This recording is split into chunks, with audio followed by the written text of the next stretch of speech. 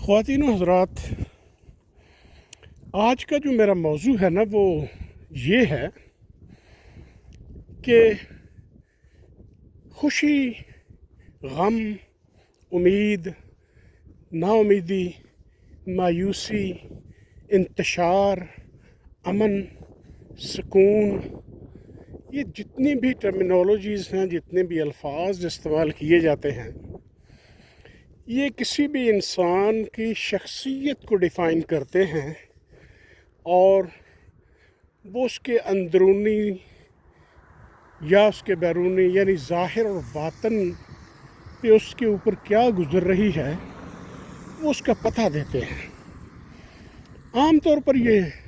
کہا جاتا ہے کہ اینڈورفنز اس طرح کے ہارمونز ہیں جو کہ باڈی میں سیکریٹ ہوں، مناسب مقدار ہو تو وہ ہارمون جو ہیں موڈ ایلیویٹرز ہیں کہ آپ کے موڈ کو درست رکھتے ہیں۔ ظاہر ہے جس طرح دن کا الٹ رات ہے، روشنی کا الٹ تاریکی ہے، اور اسی طرح اگر ایک موڈ ایلیویٹر ہے، خوش رکھتا ہے، تو ظاہر ہے کچھ ہارمونز اس طرح کے ہیں جو کہ دباؤ میں رکھتے ہیں انسان کو، جس کو کہ سٹریس کہا جاتا ہے۔ اور اگر یہ اس طرح کی کوئی چیز موجود ہے اور ظاہر موجود ہے کہ ایک ہی بندہ وقت کے مطابق، واقعات کے مطابق، حالات زندگی کے مطابق دکھ اور سکھ کی کیفیت سے گزرتا ہے، غم اور خوشی اس کی زندگی کا حصہ ہیں، تو اس کا مطلب ہے کہ اللہ تعالیٰ نے جو انسانی جبلت ہے اس میں تبدیلی کا ایک عنصر رکھا ہے، اور اس توازن کے لیے خوشی کے ہارمون، غمی کے ہارمون یعنی موڈ ایلیویٹرز اور موڈ سپریسرز، یہ ہارمونز باڈی میں موجود ہیں۔ اب بات یہ ہے کہ یہ دونوں چیزیں رکھنے کی کیا ضرورت تھی؟ یہ بہت خوبصورت سوال ہے کہ صرف موڈ ایلیویٹرز ہی ہوتے، موڈ سپریسرز نہیں ہوتے، یہ سٹریس کا نام و نشان نہیں ہوتا، اینڈورفنز ہی آتے رہتے اور وہ ہارمونز بندہ ہمیشہ خوش رہتا۔ اس کا جواب یہ ہے کہ اللہ تعالیٰ نے انسان کو پیدا تو نیچر پہ کیا ہے، اور نیچر گرین ہے۔ نیچر وہ چیز ہے جو آپ کی زندگی، آپ کے مزاج سے مطابقت رکھتی ہے، جس سے آپ کو خوشی ملتی ہے، آپ اس کے اوپر پیدا کیے گئے ہیں۔ یہ جو دباؤ کی کیفیت ہے یا موڈ سپریسرز کے جو ہارمونز ہیں، موڈ سپریسنگ، یہ وہ لچک ہے، وہ اختیار ہے جو اللہ تعالیٰ نے انسان ہونے کے ناطے وہ انسان کی ساخت میں اس کو شامل کر دیا ہے۔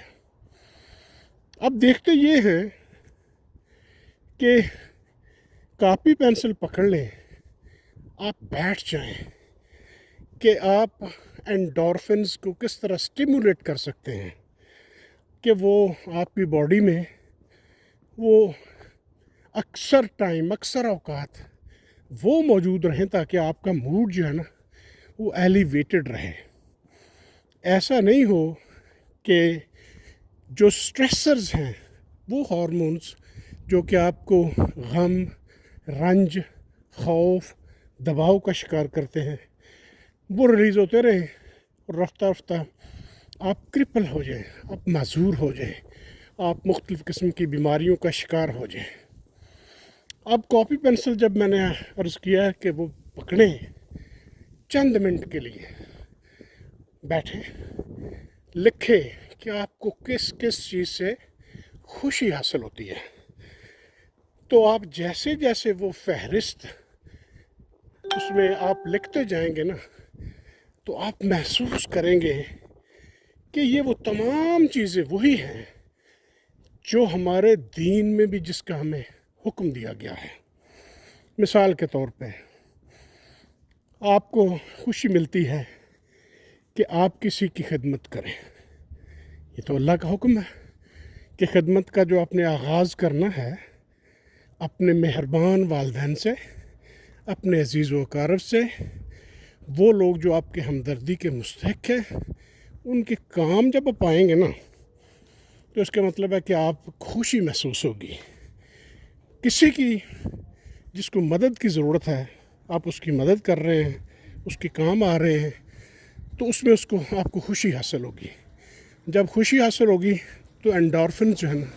یہ ہارمونز خوشی والے، وہ آپ کی باڈی میں وہ پیدا ہوں گے.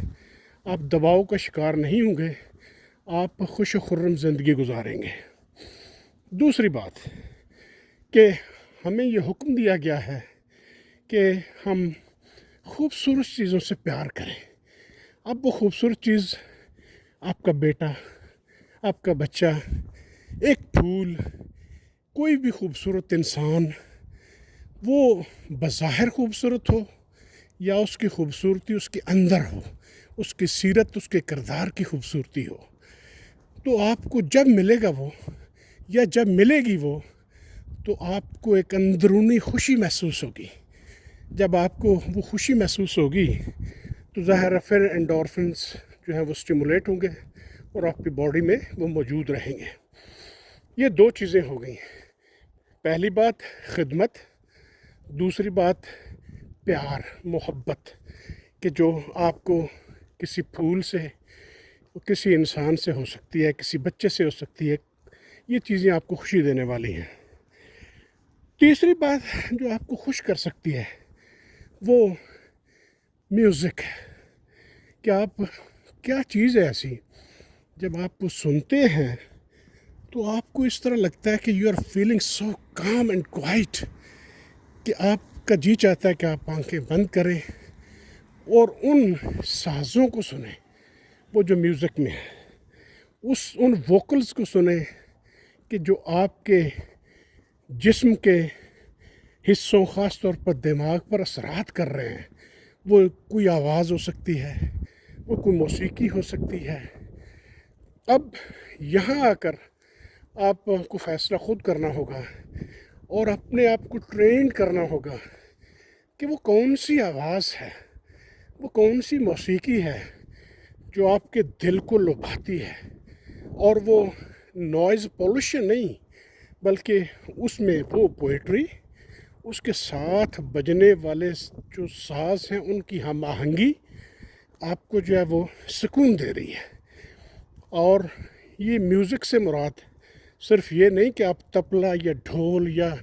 بانسری یا پیانو بجا کے موسیقی حاصل کرتے ہیں. آپ کا یہ بھی دل ہو سکتا ہے آپ بہترین قرآن کی قرأت سنیں. آپ صلی اللہ علیہ وسلم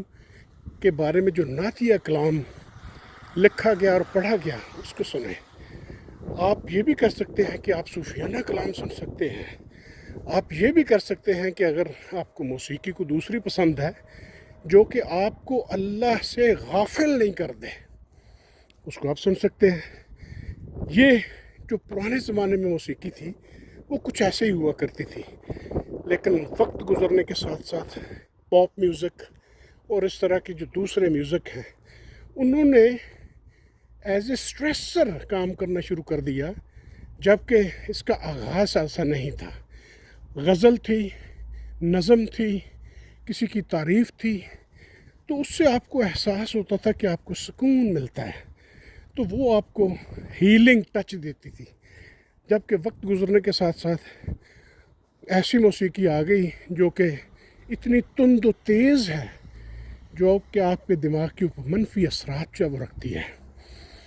تو یہ ایک چیز ہوگی کہ اس میں آپ اس طرح کی موسیقی کا کوئی چوائس کریں گے تو آپ ڈیفینیٹلی آپ کے کانوں کو، آپ کے دماغ کو، آپ کے جسم کو سکون میسر آئے گا. اب اس کے بعد اگر ہم اگلی بات کریں کہ سٹریسرز کون سے ہیں، کہ وہ ایسے ہارمون جو غلبہ پا جائے موڈ ایلیویٹرز جو ہیں، موڈ ایلیویٹنگ ہارمونز کے اوپر، تو وہ رنج کے، الم کے، خوف کے، نا امیدی کے، مایوسی کے. اور خواتین حضرات،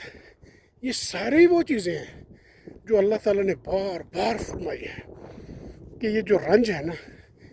یہ جو حزن ہے، یہ جو غم ہے، یہ جو خوف ہے نا، اس کا حل صرف اللہ کے ذکر میں موجود ہے۔ اللہ کے ذکر میں موجود سے مراد یہ ہے کہ ہم بطور انسان اپنے تمام معاملات، اپنے جسمانی، روحانی، دنیوی، اخروی، ہر چیز اللہ کے حوالے کر دیتے ہیں نا، تو پھر ہمیں وہ غم، وہ علم اور وہ رنج، وہ خوف ویسے اس سے جدا کر دیتا ہے یہ ذکر جو ہے۔ اس لیے کہ جس طرح ایک چھوٹا سا بچہ خود کو اپنے والدین کی آغوش میں بہت سیف، محفوظ محسوس کرتا ہے کہ میرا ابا میری امی جانے اور ان کا کام جانے، میں تو ان کی آغوش میں بیٹھا ہوں، اور یہ آغوش صرف انسان کی حد تک محدود نہیں ہے، یہ آغوش جانوروں میں، تمام جانوروں میں آپ دیکھیں تو اس میں وہ جذباتی رشتے تمام کے تمام جو انسان میں موجود ہیں اپنے بچوں کے لیے، وہ ان جانوروں میں بھی موجود ہیں۔ تو آرگینک جو ہیلنگ ٹچ ہے نا، موڈ ایلیویشن کے لیے، ڈپریشن سے بچنے کے لیے، خوف اور غم اور فکر سے نجات حاصل کرنے کے لیے، وہ بیک ٹو نیچر والے ہیں کہ واپس پلٹ آئیے اپنی فطرت کے اوپر۔ اور آپ کی فطرت کیا کہتی ہے کہ صبح اٹھیں، جب ایکسرسائز کا ٹائم ہے تو سن رائز سے پہلے اٹھیں۔ یہ میں نہیں کہہ رہا، یہ اللہ کا حکم ہے کہ سن رائز سے پہلے اٹھیں، کہ رات کو سوئیں جلدی۔ رات آپ کے سونے کے لیے، آرام کرنے کے لیے ہے، دن آپ کے لیے روزگار کی تلاش کے لیے، کام کرنے کے لیے ہے۔ تو جب آپ صبح اٹھنا شروع ہوں گے نا جلدی، تو آپ کو وہ ہیلنگ ٹچ ملے گا کہ جس کا آپ تصور بھی نہیں کر سکتے۔ 2 دن، 4 دن، 10 دن آپ کے لیے مسئلہ ہوگا، لیکن جب آپ آشنا اس سکون سے ہوں گے جو کہ آپ کو صبح جلدی اٹھنے سے ملتا ہے، جو آپ کو اللہ کے حوالے کرنے سے، سپرد کرنے سے خود کو ملتا ہے، اس سے آشنا ہو جائیں گے۔ اور صبح آپ اٹھیں گے، ظاہر ہے صبح کی ٹھنڈی ٹھنڈی ہوا، اور اس کے بعد ہلکی پھلکی ایکسرسائز، اور اللہ کی طرف سے حکم کی گئی نماز کی جب ادائیگی کر لیں گے، تو اس کا مطلب ہے آپ کا ہوم ورک شروع کر دیا آپ نے۔ اور جب آپ کسی بھی ہوم ورک کو کمپلیٹ کر لیتے ہیں تو اس کا مطلب یہ ہے کہ آپ کو اپنے ٹیچر سے، اپنے محتسب سے گھبرانے کی ضرورت ہی نہیں ہے۔ خوف تو ہوتا ہے اپنے گناہ کا، جب آپ ان گناہوں سے دور رہنے کی کوشش کرتے ہیں، آپ اس احتساب سے ڈرتے ہیں کہ جو آپ ہوم ورک اگر نہیں کریں گے تو وہ ہوگا، تو نیچرلی سکون آپ کو ملنا شروع ہو جائے گا۔ اسی طرح اس کے بعد آپ بازار میں نکلتے ہیں، کام پہ نکلتے ہیں، وہاں آپ اسی فارمولے پہ، اگر آپ کوئی ملازم ہیں، سرکاری ملازم ہیں، یا آپ کوئی دکاندار ہیں، آپ کا کسٹمر ہے، آپ کا گاہک ہے، آپ اس گاہک سے کس لینگویج میں، کس ٹون میں بات کر رہے ہیں۔ اگر آپ کی میں جو لہجے میں شائستگی ہوگی، نرم ہوگا، محبت ہوگی، پیار ہوگا، ثواب تو ملے گا ہی ملے گا، لیکن آپ کی دکانداری، آپ کا جاب، وہ بھی زیادہ بہتر طریقے سے اس کی بھی ادائیگی ہوگی۔ ظہر کا وقت آ گیا، جب آپ ظہر کے وقت میں چھوٹا سا 3-4 گھنٹوں کا پچھلا حساب کریں گے کہ یہ 4 گھنٹے میں نے کہاں گزارے، چھوٹی سی نظر ثانی، 2 منٹ کی، 3 منٹ کی۔ If you have done anything wrong, that is the time کہ آپ ریپیئر کر لیں اس کو۔ آپ اس کو اس نماز کے دوران، حاضری کے دوران، جب پھر آپ وضو کریں گے، جب آپ نیچر کے قریب ہوں گے، جب آپ پانی کو، جو کہ آپ کے جسم کا بیشتر حصہ ہے، اپنے جسم کے ساتھ اس کو لگائیں گے، طہارت بھی ہوگی، پاکیزگی بھی ہوگی، عبادت بھی ہوگی، آپ کو پھر سکون ملے گا۔ وہ جو موڈ ایلیویٹنگ ہارمونز ہیں نا، وہ ڈیفینیٹلی اس میں آپ کے بڑھتے جائیں گے۔ اور اس کے بعد جو ہے، سونا نہیں ہے دن کو، ہاں قیلولہ ضرور کرنا ہے، قیلولہ سنت ہے، اور جب آپ کسی سنت پہ عمل کریں گے آپ کو سکون ملے گا۔ کیلولا کیا ہے کہ آپ نے کوئی دن مس نہیں کرنا۔ دوپہر کو اگر آپ نے پیٹ بھر کے کھانا، کم کھانا ہے، پیٹ بھر کے نہیں کھانا ہے۔ اس کے بعد 20 سے 25 منٹ کا ریسٹ جو کرتے ہیں، آپ صلی اللہ علیہ وسلم نے زندگی بھر اس کو کیلولا کا نام دیا اور اس کی پریکٹس کیے رکھی۔ تو آپ کے جو شوٹ کرتے ہیں گلوکوز لیولز، وہ 15-20 منٹ میں نارملائز ہو جائیں گے۔ آپ پھر انرجی آپ کے پاس ہوگی، آپ کام کرنے کے لیے تیار ہوں گے۔ اسی طرح آگے عصر تک پھر آپ نے کام کیا،